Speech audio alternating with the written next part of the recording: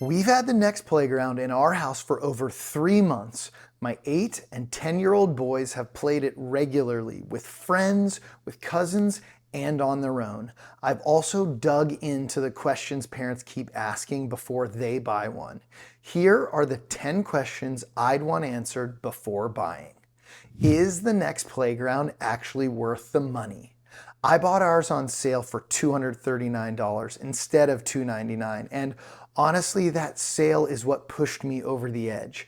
I wouldn't have bought it on a whim. It's too expensive for that. So is it worth the money? For our family, yes. Not because it's the best gaming system we own. It isn't. And not because it replaced our other gaming systems. It didn't. It's worth it because it filled a gap in our house.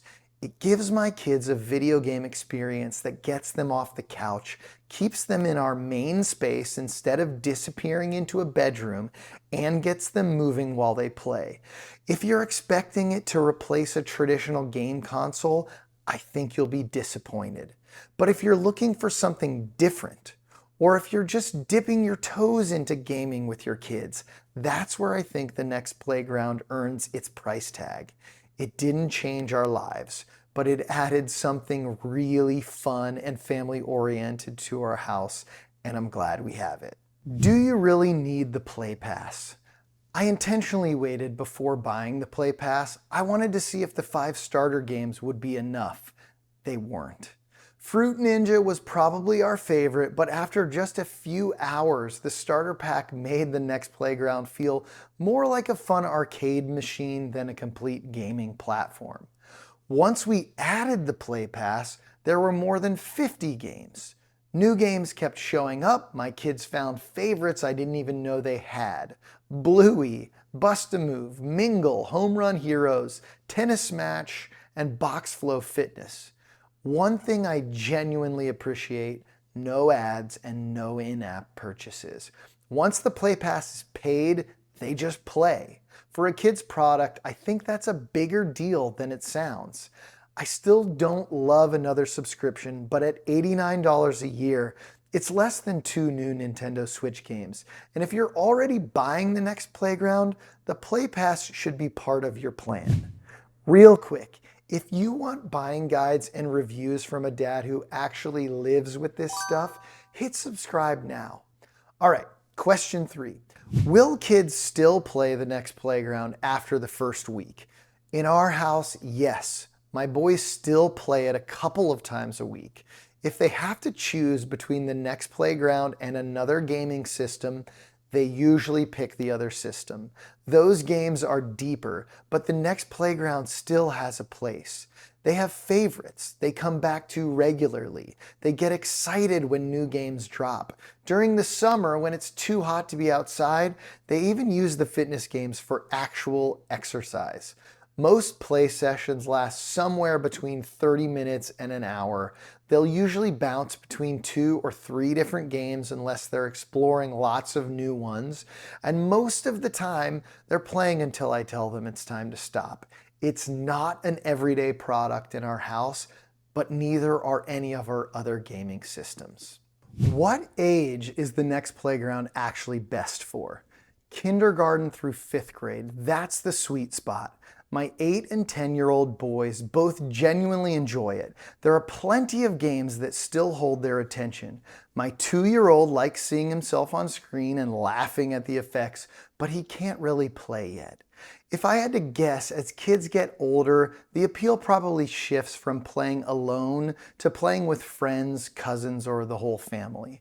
The biggest surprise for me was how much fun grandparents had playing it too. I expected the kids to enjoy it. I didn't expect Grandma and Grandpa to be laughing just as hard. If all your kids are already in middle school, I'd probably skip it unless the younger siblings or regular family gatherings are in the picture.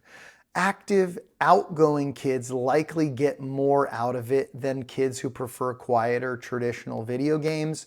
And if they're not willing to act out and look silly, they probably won't enjoy it as much. Is the Nex Playground better than a Nintendo Switch or another game console? Probably not.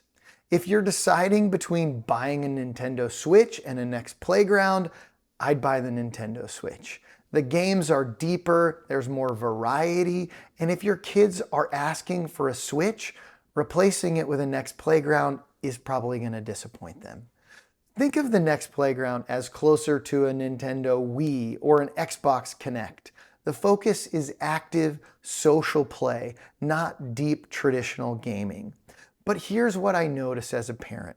When they're on the Switch, they're quiet, focused, locked in.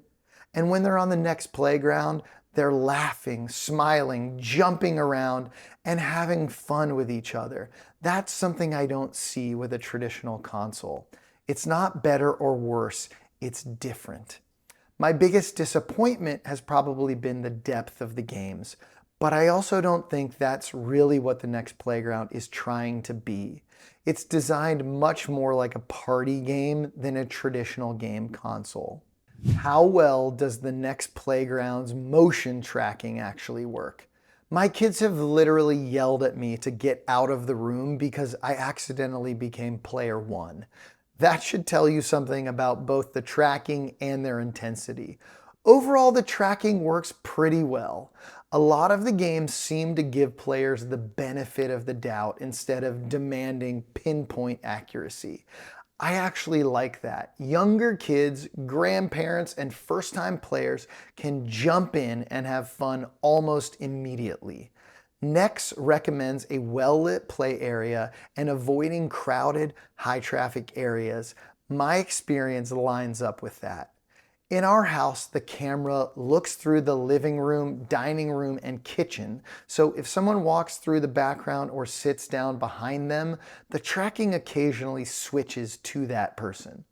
If your play area is more contained, you'll have fewer issues than we do. How much space do you actually need for the Nex Playground? About 6 feet by 6 feet is what they say, with players standing 3 to 13 feet from the camera.